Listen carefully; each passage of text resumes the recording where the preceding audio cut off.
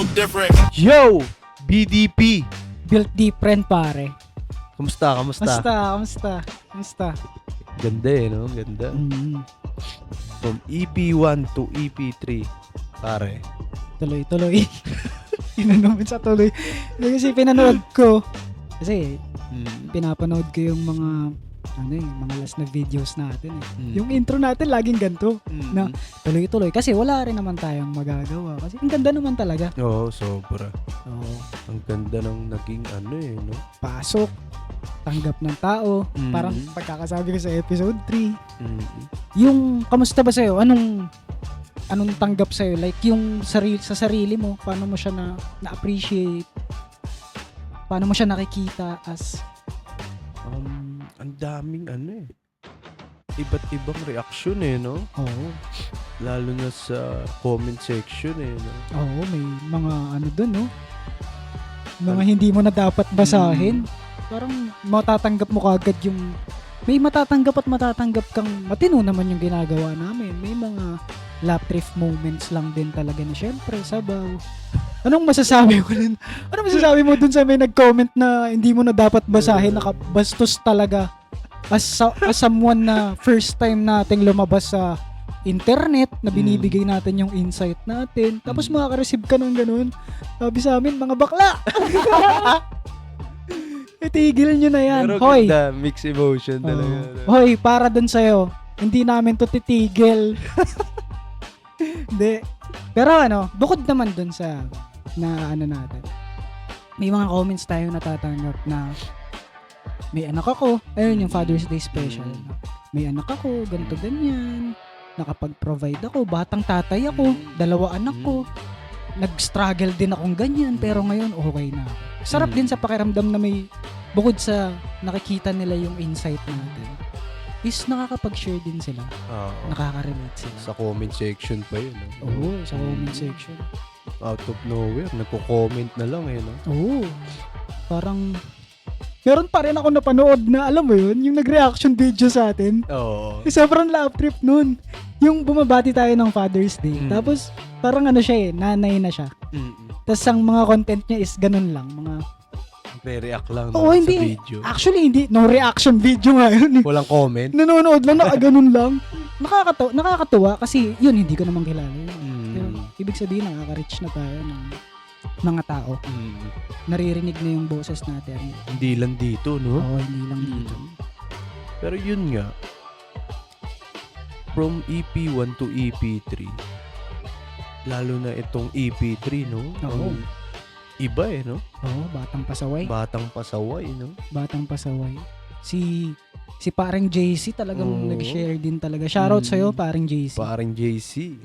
Talagang binigay niya rin talaga yung kung ano yung gusto niyang ibigay no? Oo, real life, no? Real life story, no? Yung pagtapo ng Sprite, kung ano-anong kalokohan niya, pagiging sakristan, pagre-reclaim ng sarili niya as para to be a better person. Pero usapang ganun na kasi nung nagsasalita siya, ayoko naman din i-interrupt. Oo, kasi moment niya yun Moment niya yun, baka sabihin, uy, main character. Gusto ko rin mag-share nung mga kalokohan natin nung kabataan eh. Marami tayo niyan. Oo, bakit hindi, di ba? Ano bang ikaw? Anong pinakakalokohan mo nung bata ka? Elementary days. Oo, elementary days. Classmate, tayo, hindi tayo mag-classmate, mag-schoolmate tayo, elementary, no? Schoolmate Magka-batch tayo, public elementary. school, no? Oo, public school. Product tayo ng public school. Yun ang maganda rin naman. Kasi public school, no? Noon, talagang huhubugin ka eh. Oo, sobra. Tututo ka sa totoong buhay. Ako, proud ako. Galing akong public school, Hindi ko rin, yan. Hindi ko kinakaya yun. Oo. Galing akong public school. Ang dami kong natutunan dyan. Marang makikita mo yung labas ng buhay. Kumbaga yung Realidad, no? makikilala mo yung mga tao sa murang edad. Oo, no? tsaka sa nasa paligid mo. Nandito tayo sa Baclaran. Syempre, halos lahat ng nandyan sa public school na nandito sa lugar natin, sa Baclaran. Sa Unit 2. Oo. Talagang mga taga-Baclaran din. Kaya mas nakilala rin tayo ng tao eh. Kasi nandito tayo sa circle nila. Di ba? Totoo. Anong kalokohan yung parang... Ako? Nung elementary, wala akong masyadong kalokohan yun. Ano ka ba nun, chick boy? Hindi. Makulit lang. Makulit lang. Pilyo lang. Pilyo. Ano kasi, sobrang, ano eh, shape ko gumalaw nun eh. Oo. Apo kasi ni Daddy Cap eh. Daddy Cup. Shoutout, Daddy Cup. Diba? Oo. Kaya Ako. medyo behave ng onte eh. Oo. Mm. Pero kilala ka nun talaga sa unit to eh, no? Kaya talagang iwas sa gulo eh. Tapos section 1. Oo, section 1. Section 1 mo grade 1 ba? Oo, grade 1 to grade 6. Lupit. Lahat ng teacher ko, pinagbibigyan ko ng electric pan ah. Shoutout sa mga teacher ng sa unit to dyan. Diba? Pero wala akong kalokohan nun. Kasi lahat tropa ko eh. Nakikibagay ka. Oo, pero bata pa lang ako, marunong na ako makisama eh. Pero feeling ko kasi, anak ka ni Daddy Cup nun eh. Oo. Pero kahit gusto kitang banatan, ang term pa nun, banatan. Oo. Babanatan kita. Wala eh. Yari ako. May mga kuya ka pa nun. Oo, para ako naka-shield nun eh, no? Pero wala eh, wala akong kaaway masyado nung time. Talagang barkada ko lahat eh. Pag magka-counter-strike nga kami sa labas, talagang delivery ko pa yun na tig-isang ano eh. Tig-kakalating oras. Tag-10. Maging masaya lang yung ano eh, yung laro. Tropahan, no? Oo, yung alam ko, may ASIP na rin nun eh. Oo, yung diba? time na yun. Elementary days. Sila Jolan, mga section 1. Sa akin naman, ikaw ba? Ako yung sa akin, talagang pagpasok ko kasi nung elementary, may mga bully na talaga. May mga bully. Naalala ko yung mga bully noon. Eh, syempre, bagong pasok ka lang. Tapos, parang hindi mo alam kung saan mo ilalagay yung sarili mo. Kung paano mo sila pakikibagayan. Tsaka bata ka eh. So, ayun. Inangat ko yung sarili ko. May hierarchy kasi dyan sa unit 2. Noon, yung mga pinakamatapang. Ang pinakamatapang nun, si Faisal. Sa sa section namin. Ang mga dyan, kalokohan dyan. Suntukan talaga. yung abangan sa Makopa. Dyan sa Makopa. Parang yan ang sikat na area ng boxingan eh. Oo, di ba? Abangan tayo sa labas. Ayun ang suntukan ko, pinakakalokohan ko. Talagang mahilig ako. Mahilig ka makipagsuntukan. Oo, talagang banat.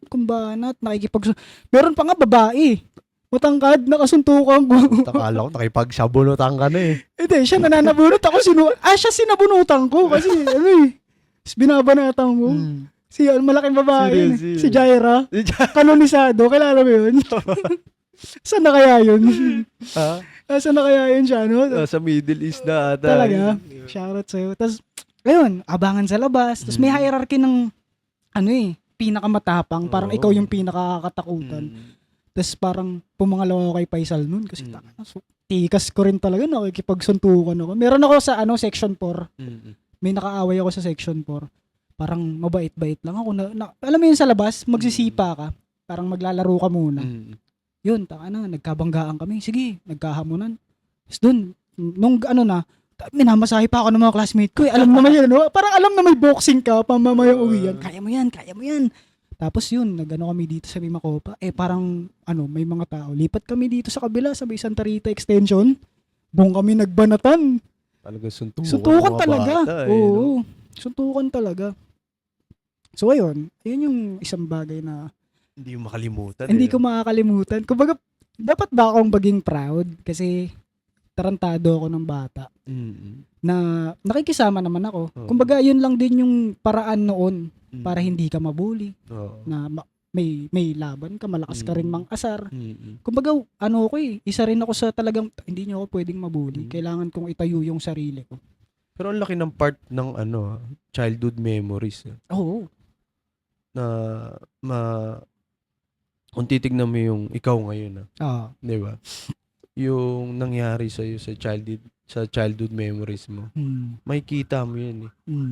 Parang foundation din talaga siya. Kung ano yung, ayun nga, ang usapan naman, ang parang pinaka-tagline nga natin dito, different stories, different perspectives. So, dun siya dumadaan eh. Sa mga pinagdaanan mo. Sa mga, kung paano ka, yung sa environment mo ba? Kung paano ka as tao ngayon, may malaking factor dyan yung kinalakihan mo. Kinalakihan mo, totoo. Tsaka syempre yung magulang, di ba? Yung magulang, yung parents. Totoo yan. Lalo na sa community. Sa circle. Maganda sa akin kasi foundation siya na foundation yung sa nag-aral ako sa elementary para mas syempre wala pa rin namang mga iPad nun eh. Oo. Talagang ano lang eh, no? Larong Laro. kalye. Bago ka papasok ka ng mga 5 a.m., 6 a.m. pa yung lalaro kayo ng bamsa. Hindi bamsak eh, bawal ka Agawan base. Agawan base. Mag-aagawan base ka. Magsisipa. Sipa, no? Ganda rin siyang balikan eh. Oo. Na siguro ngayon,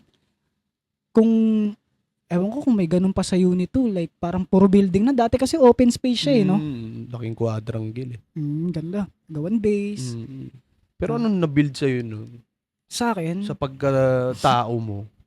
Sa lahat na nangyari sa pagka-bata mo? Parang sa akin, ano siya? Parang mas, mas hindi naman, parang kaya kong humarap sa inyo. Kaya kong makipagsabayan sa mga kakupalan. Kung halimbawa nga asarin mo ko, asarin kita pabalik. Aasaran kami, maghanda ka na ng pansalag mo mamaya pag nagsuntukan tayo. Diba? Pero, siya, nung high school, hindi ko na siya dala. Hindi ko na siya dala yung suntukan kasi nag-iba na ng environment. Doon kasi nung elementary, kailangan mong maging matikas eh. Kailangan mong itayo yung sarili mo kasi kung hindi mo itatayo yung sarili mo, bubulihin ka. Naalala ko nun, meron pa talagang mag-aabang sa'yo sa labas eh. Or pag hihingihan ka 5 piso. Ganun pa kasi yung era noon. Wala ding blueprint yung mga parents noon. Kaya yung mga bata, mga barumbado. Kaya, sa akin, ang dating, parang mas kaya ko na yung sarili ko. Nung high school, di ko na siya nadala. Na lang, parang, kung may maghahamon, papalag naman to eh. Papalag naman eh. Pero binitawan ko na siya kasi iba na yung environment, iba na yung dapat mong pakisamahan. Pero ang yun nga, malaking ambag sa akin, kaya kong pumalag. Kaya kong pumalag kahit magbasagan tayo ng ulo dito. Oo, basagulero tong tropa ko na to. Kulit eh, no? Yung mga kalokohan noon, nung elementary, tumatalon pa ako sa alam mo ba yun? Tumatalon sa second floor. Nag-aalas Spider-Man. Si Gagamboy. Alala ko matangkad na tropa ko, si Kamatoy. Si Kamatoy. Nagturo sa akin eh. Ginawa niya, ginawa niya ng parang uwian na. Wala ng tao. Syempre ako, gusto ko ng fame eh. Pinakita ko sa mga classmate ko. Parkour ka na. Tingnan nyo, tatalon ako sa second floor, pababa ng ground floor. Ito, gawa na ako pagtalon ko. Tinginan lahat tinginan lahat ng estudyante. Oo, pagtingin ng estudyante, dumating sa mga teacher. Guidance ka, pare. Mag-floor wax ka pagtapos ng klase. Floor wax, no? Ganda. Pero yun nga, di ba? Ang ganda ng na-build up din sa atin eh. Sa pagiging public na. Galing tayo sa produkto tayo ng public school. Public school eh, no? Ang ganda din ng na-build up eh sa part na yun eh, di ba? Though, sa atin maganda. Sa akin maganda yung kinalabasan. Hindi para sa lahat na hindi natin sinasabi na maggago kayo dyan o makipagsuntukan kasi. Hindi na siya hindi na siya akma sa panahon ngayon. Pero kasi ang dami nagsasabi pag sinabing public school parang alam mo yun. Wala kang matututunan dyan. Parang ang hirap ng dyan. Situation. Oo, sitwasyon. Tapos, ng proseso ng education. Bihira ang nagiging successful dyan. Pero hindi. Ang base sa akin, sa experience ko. Di ba, galing din akong public school. Sabi ko nga sa'yo, proud ako, galing akong public school. Kasi sobrang laki rin ng natulong sa part ko niyan eh. Naging flexible ako. Yun. Lalo, sobra. Hanggang ngayon, dala-dala ko yung pagiging public school ko nung elementary ako. Bago ako mag-private nung high school ako. Kasi, natuto ako eh. Makibahagay. Sa kalye. Alam mo yun? Nung bata ako, matulis na yung isip ko niyan. Talagang, ako eh. Mabilis ako makatanda. Bawat tropa, kaklase ko, alam ko yung storya eh. Tapos syempre, ako eh. mahilig ako makipag-usap. Siyempre, tropa nga sa lahat eh, di ba? Kaya yun, na-build up sa pagiging ako ngayon na kaya kong makipag-usap kahit kanino, Oo. kahit saan mo ako dalhin.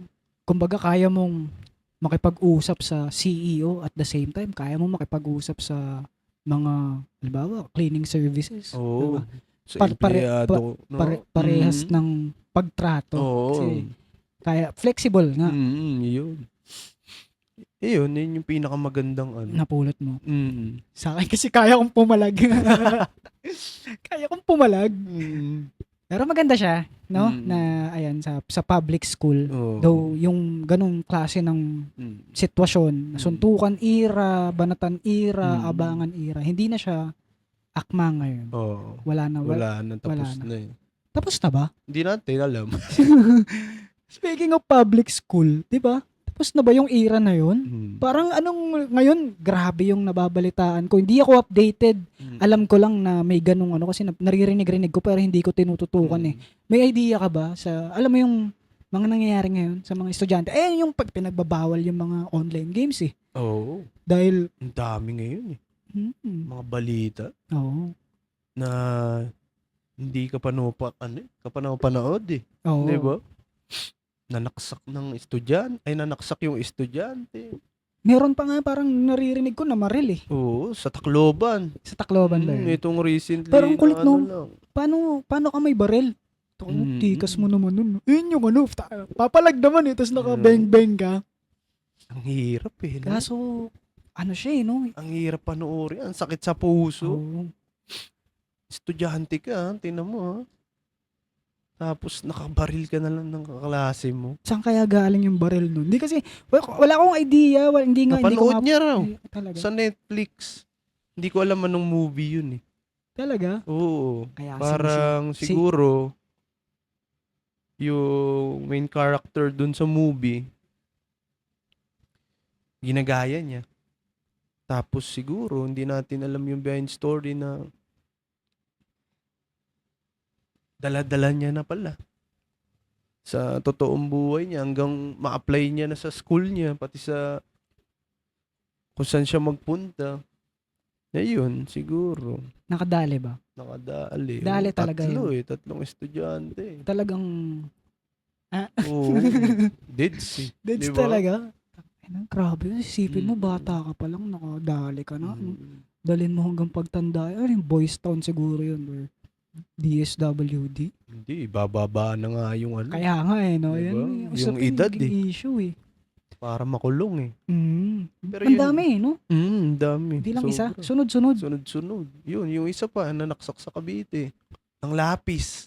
Lapis naman. Oo. Parang noon kasi ako yung nasaksak ng lapis eh. Sa tiyan, tapos naging nunal. Pero yun yan, di ba? Parang palala ng palala, no? Mga nangyayari sa mga bata, no? Oo. Pero, depende kasi talaga eh, no? Hindi mo pwedeng isisi sa, alam mo yun, sinasabi sa video games daw eh. Oo. Yeah, may usapin pa ngayon. Oo, diba? Kaya binaban yung mga video games eh, no? Diba? Hindi naman, ewan ko kung itutuloy yun or kung ano. Pero, ikaw ba, tama, di ko alam eh. Like, tama bang iban? Oo, Ganon? Gamer po ako. Huwag niyo pong iban. Kasi ako, GTA talagang noon, di ba? Ano na rin, GTA, mamamaril ka din talaga doon eh. Talagang tambay ka sa computer shop eh, no? Ano ka doon eh, talagang ano ka ng kotse, di ba? Kakaranap ka ng kotse. Pero parang makukumpara mo, iba yung panahon dati sa ngayon eh, no? Oo, pero hindi mo rin talaga sila masisisi eh, no? Yung kung ayun yung naiisip nilang paraan, yung mga nasa taas. Kasi baka yun na lang yung doon na lang nila pwedeng i-point out eh. Wala na silang pwedeng pagturuan ng kamay, ng daliri nila eh, di ba? Ito na lang, para kunyari, gawa natin paraan. Diba? Pero, sa ibang bansa ba? Sa US? Kasi sa US noon, ganyan din eh. Sa US lang nangyayari yung mga ganun eh. Yung mga siguro, nangyayari sa school. Ang pansin ko, kulang tayo sa awareness. Alam mo yun? Kulang naman talaga. Kasi sobrang ano na ngayon eh. Kahit sa education eh. Oo. Yung binababa galing sa taas, sobrang kulang. Di ba? Kaya ang dami, makikita mo yung ano eh. Yung mga unexpected na ganyan. Kasi sobrang lala na rin ng social media natin. Di ba? Ayan, katulad na lang dun sa Netflix, di ba? Alam ko may, yun eh. Dapat R16 yung movie na yun eh. Oo. Or, di ba? Oo, may mga rated kasi yan eh. Siguro, yun din. Kailangan siguro ng awareness sa pagnood din ng mga Netflix, di ba? Sa mga ganyang bagay. Lalo na sa social media, di ba? Kasi iba-iba na rin napapanood mo ngayon. Bigla na lang nga may papasok na ads eh. Di ba? Kaya dapat yung mga kapwa magulang natin dyan, di ba? Yun. Tutukan, di ba? Yun din naman talaga. Kumbaga, kung pwedeng sisihin yung magulang.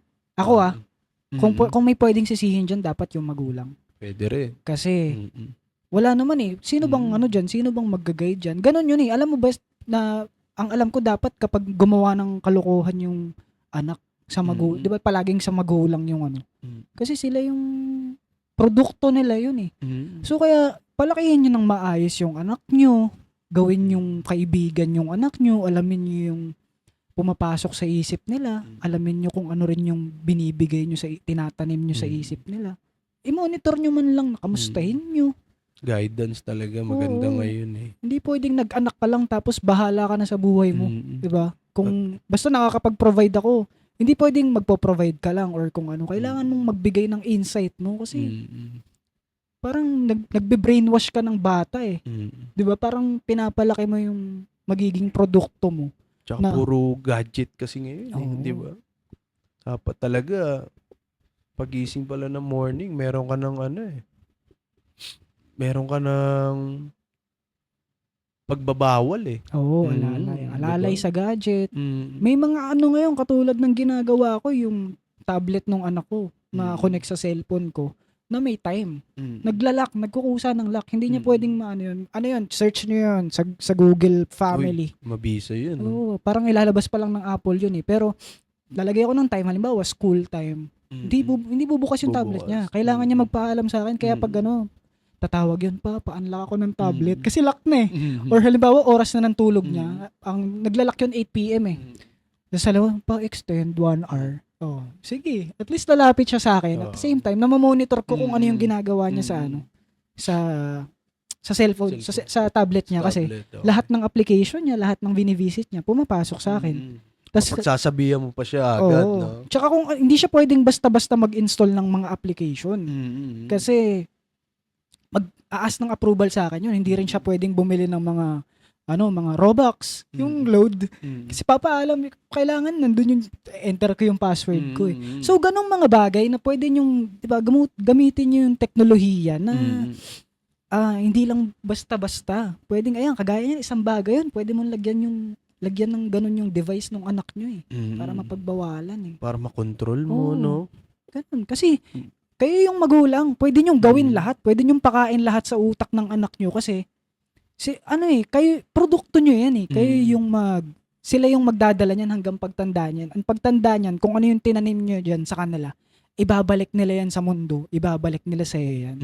Kung paano mo sila trinato. Kaya dapat talaga, i-monitor mo. Pagising pa lang sa umaga, pagsabihan mo na. Oo. Di ba? Kasi, ang ngayon eh, madalas eh. Pagising, nood ng TV, YouTube, or Netflix, cellphone, di ba? Social media. Bigla na lang kasi may papasok dyan na ano-anong ads eh. Di ba? Kaya dapat talaga i-monitor mo every kung kaya, every 1 hour eh, di ba? Or 2 hours, di ba? Kung kayang walang Facebook, kung may mga, kasi karamihan naman ng mga magulang, yan eh, talagang may mga tablet, may mga gadget yung anak niyan. Hindi natin masisisi kasi na yung panahon ngayon. Kung nagpe-Facebook yung anak niyo, bawalan niyo muna mag-Facebook. Pwede siguro YouTube kasi yun yung entertainment nila eh. YouTube Kids. Yan, diba? Maganda. Basta sa kids lang. Wag yung pag-social media sa TikTok. Yung entertainment lang, tsaka yung mga games nila. Na at the same time, syempre, babantayan mo rin. Diba? Mga pwede lang sa kanila. Tsaka hindi mo ano yun eh. Hindi mo sila pwedeng yung halimbawa yung mga nasa taas natin. Hindi mo pwedeng basta-basta kagaya niyan pinapatawag nila yung alam ko pinapatawag nila yung parang pinaka-developer nung Gore something. Gore box ba yun? Tapos sinagot sila na hindi ako attend dyan. 18 plus to eh. Di ko kasalanan yan. Naka-filter to. Wala silang palag ngayon. Anong gagawin nyo ngayon? Bakit, di ba? Bakit ayun yung ano? Pero yun nga. Mag-start talaga sa magulang. No? Oo, mag-start sa magulang. Mag-start kayo sa palakihin nyo ng tama yung anak nyo. Feeling ko may karapatan akong sabihin to. Kasi kapwa magulang nyo ako and ginagawa ko yung responsibilidad ko. Ginagawa ko lahat ng makakaya ko para yung anak ko. Diba? Walang pwedeng iba to sa akin kasi ginawa ko yung responsibilidad ko. Pinapalaki ko ng maayos yung anak ko. Kaya pwede akong magyabang sa inyo na gawin nyo rin yung ginagawa ko. Totoo yan. Ako, anak ko, walang gadget eh. Sabi ko sa kanya, hindi ko siya talaga bibilan. Tamang hiram-hiram lang kung sakali. Hiram lang. Mas madali i-monitor. Pero pwede siya manood ng TV. YouTube Kids. Yun lang. Netflix Kids. Para sa kids lang. Oo. Para maiwasan talaga yung mga pang-adult na ano. Content. Kasi, diba? Di mo rin talaga, kung hindi mo babantayan yan, may expose yan sa kung ano yung inululuwa ng internet na may mga maganda, pwedeng tumalino yung anak nyo eh. Diba? May mga hindi pa para sa kanila. Totoo. Kahit na sabihin mong sobrang stricto, kasi totoo naman, sobrang stricto na ng mga social media ngayon. Halimbawa sa TikTok, may mga content moderator yan na hindi tatanggalin nila kapag gore yung video. Sa YouTube, di ka pwedeng mag-upload. May AI dyan na automatic. Ma-detect nila kung para sa ano ba. Pero may mga, alam mo yun, yung mga gore videos, yung mga kalokohan. Alam mo yung mga dati noon na mga, ano ba yun, yung 2 girls, 1 cup. Kasi hindi nyo naabutan yun. Naabutan nyo ng unang-unang internet na sobrang babing internet. Wala pang filter. Tapos yung parang one man, one jar. Kulit noon. Kung alam nyo yun. Alam nyo yun. Alam nyo ba yan? One man, one jar. 2 girls, 1 cup ba yun? Kulit. Talagang, yun. Wala nang ganon. So speaking, wala nang ganon kasi nafe-filter na. Pero, alam nyo yung mga usapang pang matatanda. Yung mga, alam nyo yun, parang mga, yung mga ano ba, yung mga reality TV na about adulting life. Kasi sa atin kasi tayo, conservative tayo eh. Pero dahil nga malaki na yung internet, yung pati sa TV, sa Netflix yan, yung pagiging sa US, hindi ko, nakalimutan ko yung term eh. Like, sila, open sila sa mga sex, sa mga kung ano-anong bagay na, alam mo yun. Mga western movie, no? Oo, so ayun, yung mga ganong term na hindi pa dapat matutunan ng anak nyo, diba? Pwede nilang mapulot. Oo. Totoo yan. Kaya dapat talaga, no? Kung mas maagapan no? Oo. Magulang talaga. Kaya, lalo na ngayon, no? Iba-iba na yung napapanood mo. Hindi na ganun din, hindi na ganun din kaganda sa mata ng mga bata. Oo. Diba? Katulad nitong si maganda panoorin to. Eto kumbaga hindi naman lahat pangit. Hindi lahat pangit. Hindi lahat pangit. Meron at meron pa rin. May nag-upskill may nagpapalit. Nagiging game changing yung niya, no? Sa paggawa niya ng content no? Parang kilala ko yan no? Ano ba yan yung si Lance, yung sikat ngayon. This is Lance! Diba? Si Lance, ano yan? Naabutan ko yan na parang mga maaga siyang lumabas bago siya mag-trend, naabutan ko na siya. 800k pa lang yung followers niya. Na ang content niya kasi naman is about educational. Tapos at the same time, motivational. Educational and motivational. Parang, no? Parang makikita mo sa internet. Alam mo yun, daming nagko-comment and nagre-reaction video na nakaganyan. Tapos pinapanood lang siya. Wala kang magagawa. Ganun talaga yung niya. Ganun talaga yung ano bang tawag doon? Yung content niya? Hindi, yung aura niya ba? Yung personality niya? Oo. Kalimutan ko yung term na. Ano ba? Sa'yo, yung personality niya, yung pagiging, kung paano kanya mahuhook. Yung energy niya talaga. Yung isang kita mo palang scroll stopping. Siya palang scroll stopping na hindi niya na kailangan ng content. Hindi pa siya nagsasalita. Ngiti niya lang. Oo, di ba? Madadalik ka eh. Kaya sobrang trending niya ngayon eh, no? Oo. Yun nga yung pinaka nag-trend sa kanya eh, yung intro niya na ano eh. This is diba? Lance. Pero, grabe rin yung content niya. At sa araw na ito, parang ano siya eh, no? Si Little Kuya Kim. Oo. No? Oo. Ngayon, speaking of Kuya Kim, parang meron sila ngayon na pinapalabas ngayon eh. Na, sa GMA. Kita mo, nag-mainstream siya agad. And ang alam ko, parang nag-celebrate siya ng 2 million followers. Tapos, 5 araw lang, 7 araw.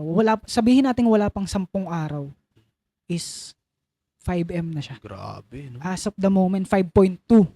As of recording this podcast. Grabe. Yung one year niya, kasi parang 1 year na siya. Na-interview din siya ni IOD, di ba? Na 1 year pa lang, parang magto 2M na yung ano niya. 1 year, nag-gain niya yung 2M, 2 million followers.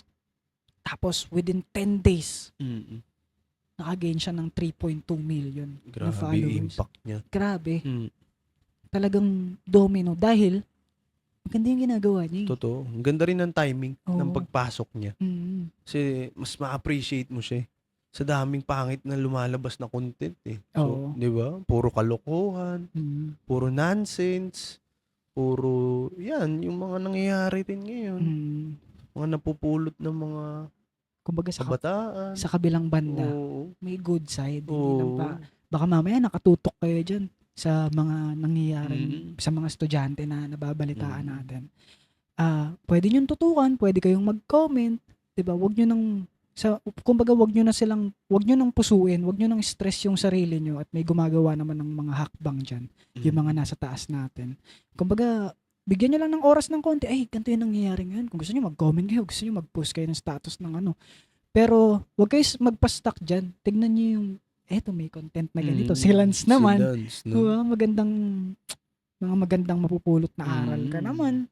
Siya, ang game changer ngayon talaga. Di ba? Talagang iba yung impact na binibigay niya ngayon. Feeling ko pag maganda yung inululuwa mo, pag yung inululuwa mo sa community, sa society natin, is maganda. Daming learning sa kanya. Maganda yung babalik sa'yo. Kaya maganda yung impact sa kanya. Maganda rin naman kasi yung impact ng ginagawa niya. Little Kuya Kim nga raw eh. Oo, diba? Solid lang. Shoutout sa'yo, Lance, no? Sana dumami pa sila. Akala ko sana, no? Upo tayo, upo na si Lance, no? Bakit hindi, diba? Oo. Sa susunod, diba? Pag naka-gain na rin tayo ng ganon, diba? Sabi nga ng sabi nga ng iba eh, yun na raw yung katapusan ng mga thirst trapper. Diba? Oo, hindi naman katapusan, hindi mo pwedeng i-limit yun eh. Trip nila yun eh. Oo, trip nila yun. Diba? Kahit ako, pag babae din siguro, thirst trapper din ako eh. Oo, pero hindi naman siguro sila nagto-thirst trap, diba? Ano yun eh?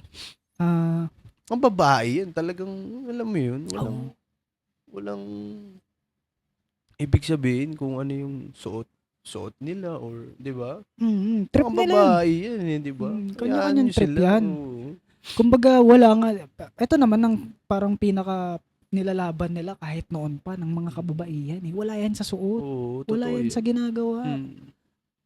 Pero, pananaw lang ng makikitid na utak yun. Yung parang, parang kinakancel na yung mga thirst trapper. Saan ba tayo dapat? Pro-thirst trapper tayo? O balance lang? Balance lang? Balance lang. Pwede nating i-appreciate si Lance. Yung mga nagta-thirst trap. Appreciate din natin.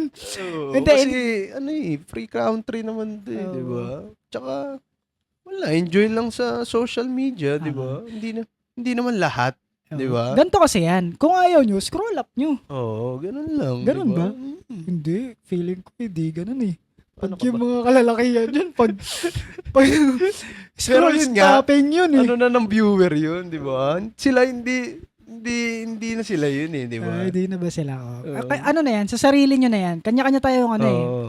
Kanya-kanya tayo ng opinion. Hindi natin nilalahat na ganun lahat ng hindi kalala. nila. Ako, di ba, sa sarili ko lang din naman na papapastop ka sa mga ganun kahit ayaw mo eh. Paminsan lang naman. Diba? Hindi ka pwedeng mang-bullshit dyan na bigla na lang, di ba? Siguro wag masyadong close-minded. Ang meta naman eh, para sa lahat yan eh, di ba? Enjoy nyo lang kung ano yung napapanood nyo, kung ayaw nyo. Scroll up. Oo, scroll up, di ba? Appreciate nyo lang yung ginagawa ng bawat isa, di ba? Pangit kasi kapag yung saloobin mo, ilalabas mo pa eh, no? Oo, yung puro hate, no? Oo, parang, alam mo Babato mo pa sa iba, no? no? Yung mga ganyan, mga nagkakalat na mga negatibong enerhiya sa internet, na, alam mo yun, like, ako kasi hindi na ako para mag-comment sa mga ganyan eh. Halimbawa may issue, magko-comment ako, makikisawsaw ako. Una sa lahat, makikita ng mga friends mo yung ganyan eh. Na halimbawa nakita nila yung post, makikita nila yung comment mo, nambabash ka. O nilalabas mo yung saloobin mo na, sino may paki sa'yo? Oo. Di ba? Di ba? Magko-comment ka pa dyan, parang nakakahiya pa na makikita. Pero, sa akin baka kayo okay lang sa inyo na mag-comment kayo dyan, maglabas kayo ng saloobin. Kaso pag negatibo nga talaga sila. Yung mga ganun. Kasi sayang energy ro. Kasi very positive ako eh. Pag may ganyan, ganun. Okay. Alam ba, namnamin ko pa yung, 'di ba? Namnamin ko pa yung mga nangyayari sa labas ng mundo. May sarili akong problema. Isipin niyo yung sarili niyong problema. Ako kahit kailan di ako nag-start ako nag-Facebook. Kahit kailan di ako nag-hate or sumausaw sa, alam mo yun? Mag-comment ka. Oo, mag-comment. Magbigay ka ng opinion mo. Mag-aksaya ng energy sa kaaway mo. Wala akong ganun eh. Oo, kasi wala talaga. Naglalabas ka ng negatibong enerhiya. Pinapakain mo sa internet. Kung di mo sila na-appreciate, hayaan mo lang sila. Di ba? Oo. Hayaan mo yung gusto nilang gawin. Di ba? Basta bahala kayo dyan. Malalaki na kayo. Kung negatibo talaga kayo, negatibo talaga kayo.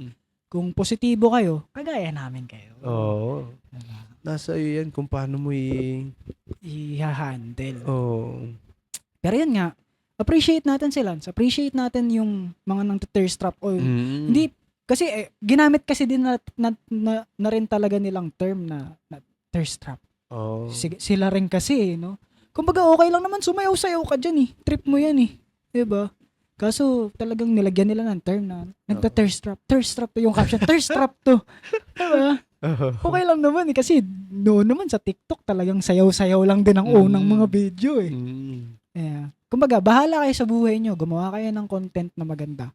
Gumawa kayo ng content na sumasayaw kayo. Basta wala kayong tinatapakan tao. Yan, yun ang pinakamaganda. Oo.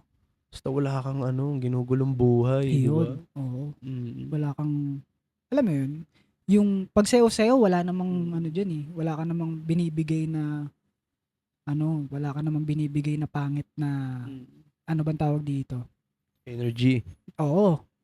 Ibang energy yung binibigay mo. Pag sumasayaw ka, yung pag nagta-thirst trap ka, ibang energy yung maibibigay mo eh. Diba? Pero hindi yung like sa thought na, kailangan kong gayahin to. Kaya alam mo yun, usaping naman sa mga video game na pwedeng maapektuhan yung yan sa mga napapanood mo sa Netflix na pwedeng yan, ibang usapan. So, kanya-kanyang trip. Appreciate nyo yung mga gusto nyong i-appreciate. Scroll up yung mga hindi. Pero yun nga, sana dumami pa yung kay Lance, no? Yun, sana ganong content. Nakikita ko na talagang sunod-sunod din yung mga karamihan. Dami na yan. Karamihan sa mga ganyan is yung mga college student. Mga Gen Z rin talaga. Ina-apply nila yung kung ano yung natututunan nila sa school. Ina-apply nila as content. Ganda rin. Ganda. Sana nga mas maraming lumabas na ganyan na content eh, no? Parang dito na magta-transition yung yung mga kalokohang content to no? Sa magandang learnings no? Sana dumami. And nandiyan pa rin. Pero andyan pa rin naman yung entertainment, hindi lang din naman tayo kasi yun naman din talaga ang pinaka end eh. Kumbaga may entertainment kaya kagaya nila Malupiton, 'di ba? Na nakakapagpasaya din, nakakapagbigay din ng energy. Totoo. Tas kaya yung mga kagaya ni Lance na kapag-educate naman. Hindi, meron kasing content na talagang kakain lang ng bubog eh. Oo. Parang napanood ko nga, nagbago na yun, nagkasakit siya. Pero, Si ano yun, si Boy, hindi si Boy Tapang yun. Yung gago. Meron ako napanood na podcast, pumayat siya. Oh? Oo, tapos Lintik kasi yung pinagkakain nun. Oo, sabi niya nagkasakit siya dahil sa pinagkakain niya before. Tapos parang hindi niya na-trip yun. Nawala sa ano yun. Nawala siya. Yung parang sinunog niya yung sinunog niya yung kilay niya? Hindi, yung sarili niya. Inapuyan niya, tapos tumalon siya sa Siguro kasi, alam mo yung parang, hindi siya gas eh. Yung parang alcohol lang. Di ba pag yung alcohol nilagay mo sa bulak, hindi kagad masusunog. Parang naglagay siya ng ganun or something. Tapos sinunog niya yung sarili niya. Ngayon, lumabas siya sa feed ko dahil nagpo-podcast tayo. Mga podcast clip din yung lumalabas sa akin. Parang may interview siya na, hindi na ako ganun. Gusto ko na lang gawin yung sarili ko. Kasi alam mo yung ginagawa niya.